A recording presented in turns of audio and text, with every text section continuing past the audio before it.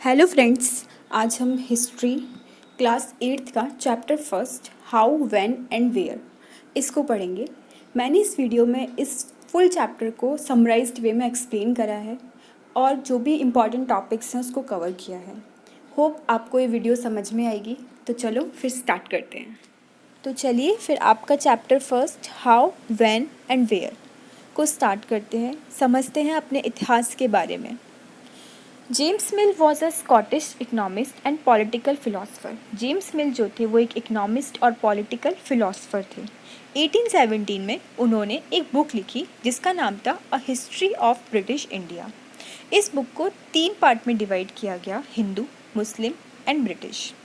Okay, अब क्या हुआ जब इनको 3 पार्ट में डिवाइड किया गया, हिंदू, मुस्लिम एंड ब्रिटिश में, तो कोई समय ऐसा था जहाँ पे हिंदू के शासक थे, ठीक है, जहाँ पे हिंदू का राज्य था। कोई समय ऐसा था जहाँ पे मुस्लिम का राज्य था और अब ब्रिटिशर्स आए राज्य करने के लिए।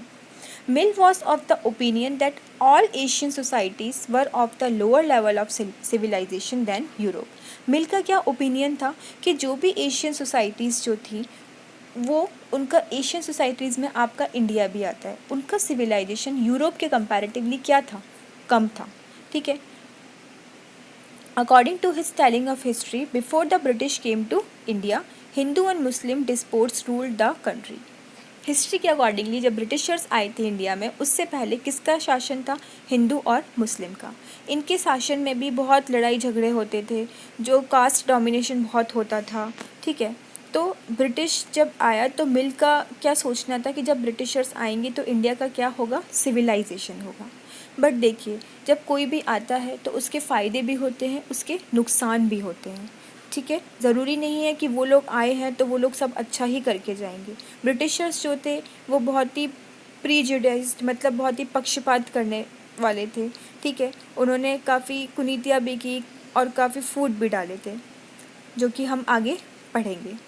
Okay, apart from British classification, British का क्लासिफिकेशन के बाद हिस्टोरियन को डिवाइड किया गया, मतलब इन हिस्टोरियंस ने इंडियन हिस्ट्री को डिवाइड करा 3 पार्ट में, एंशियंट, मेडिवियल और मॉडर्न। एंशियंट में आपके क्या क्या आ जाएंगे, जो आपके वैदिक एरा का जो टर्म है वो आ जाएगा।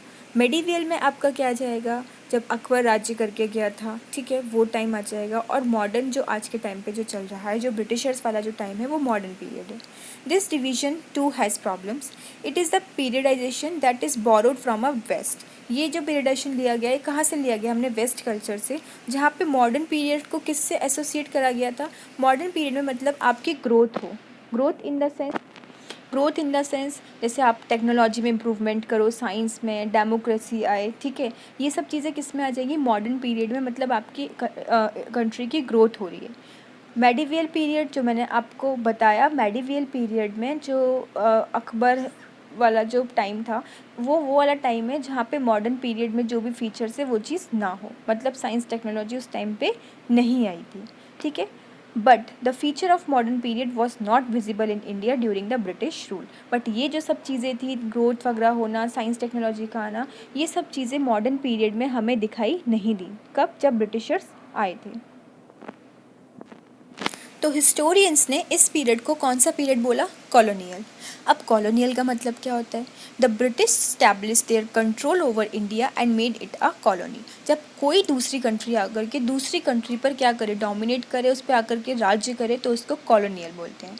Colonisation is a term that refers to a process in which one country subjugates another and thus bring, और फिर वो अपनी वहाँ पर उस कंट्री में अपनी पॉलिसीज़ लेकर के आए, ठीक है, और बहुत सारे सोशल और कल्चरल चेंजेस करे, उसी को हम कॉलोनाइजेशन बोलते हैं। इट मीन्स जो ब्रिटिश जो आए थे उन्होंने इंडिया पे आकर के राज्य किया, अपनी पॉलिसीज़ निकाली और सोशल और कल्चरल चेंजेस किए, इसी को बोलते हैं हम colonization. Okay, historians use different sources in writing about the last 250 years of Indian history. One important source is the official records of the British administration. अब इन्होंने क्या करा, ब्रिटिशर्स ने, कि ये रिकॉर्ड्स बनाने लगे, ठीक है। अब इन्होंने जो भी इनका ऑफिस जो होता था उसके साथ एक रिकॉर्ड रूम ज़रूर होता था। The British believe that the act of writing was important. इनका मानना जो था कि लिखित में जो चीज़ें होती हैं वो अच्छी होती है। ईज़ी इंस्ट्रक्शन, प्लान, पॉलिसी, जो भी प्लान बनाते थे, पॉलिसी बनाते थे, उनको ये क्लियरली साफ साफ लिखते थे। ब्रिटिशर्स ये भी मानते थे कि ये जो डॉक्यूमेंट्स हैं इनको हमें प्रिजर्व करके रखना चाहिए, इन फ्यूचर किसी को देखना हो तो वो इन चीज़ों को देख सके अगर हम इनको संभाल करके रखेंगे। तो इन्होंने क्या सेटअप करे, इन्होंने रिकॉर्ड रूम बनाया। अपना जो भी एडमिनिस्ट्रेटिव इंस्टीट्यूशंस थे उनके साथ एक एक रिकॉर्ड रूम ज़रूर होते थे जहाँ पे वो इन रिटन रिकॉर्ड्स को रखते थे। और इन्होंने बहुत सारे आर्कीव्स और म्यूज़ियम्स भी बनाए जहाँ पे इन सारे इम्पॉर्टेंट रिकॉर्ड्स को रखा गया। अब इन्होंने क्या करा, अब इन्होंने सर्वे की प्रैक्टिस स्टार्ट करी। सर्वे मतलब पता लगाना। अब ये लोग नए नए आए थे, इनको पता लगाना था कौन से गांव में कितने लोग रहते हैं, अब कैसी पैदावार है वहाँ पे, ठीक है। ये सब चीज़ों का अब इन्होंने क्या करा, सर्वे करा। The practice of surveying also become common under the colonial administration. By the early 19th century, detailed surveys was being carried out to the map of entire country. अब 19th century में इन्होंने क्या स्टार्ट कर दिया, इन्होंने सर्वे start कर दिया। In villages revenue survey was conducted. देखने लगे कि कहाँ से हम कौन से गांव से कितना रेवेन्यू कलेक्ट कर सकते हैं। जब एंड हुआ 19th सेंचुरी का, census operation were held at the interval of every 10 years. अब सेंसस होने लगा, हर 10 साल में हम क्या करेंगे, सेंसस करेंगे, मतलब पता करेंगे कहाँ पे क्या कितने लोग हैं, क्या चीज़ें हैं, ये सब चीज़ें। ये क्या प्रिपेयर करेगा, सारे डिटेल रिकॉर्ड्स, जैसे कि नंबर ऑफ़ पीपल्स कितने हैं प्रोविंस इंडिया में, नोटिंग इन्फॉर्मेशन ऑफ कास्ट, उनके रिलीजन और वो क्या काम करते हैं, ये सब चीज़ों को अब हम लिखेंगे, सर्वे करेंगे और नोट डाउन करेंगे। ऑल दीज आर, ये सब क्या है, ऑफिशियल्स रिकॉर्ड है।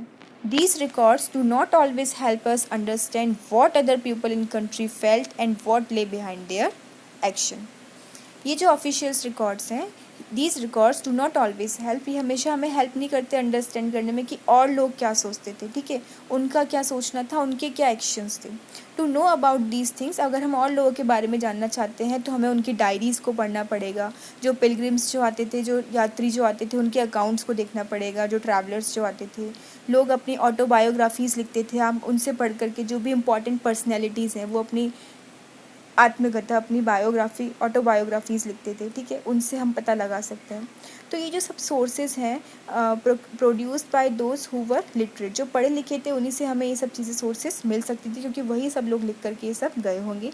From this we will not be able to understand how history was experienced and lived by the tribals, but इन सब चीज़ों से हम ये नहीं पता लगा सकते कि ट्राइबल्स का क्या एक्सपीरियंस रहा होगा, किसानों का क्या एक्सपीरियंस रहा होगा, जो गरीब आदमी था, जो माइंस में काम करते होंगे, उनका क्या एक्सपीरियंस रहा होगा। तो बस इस चैप्टर में इतना ही है। होप आपको ये चैप्टर क्लियर हुआ होगा। मैंने एज अ समरी इस चैप्टर को आपको डिस्क्राइब किया है।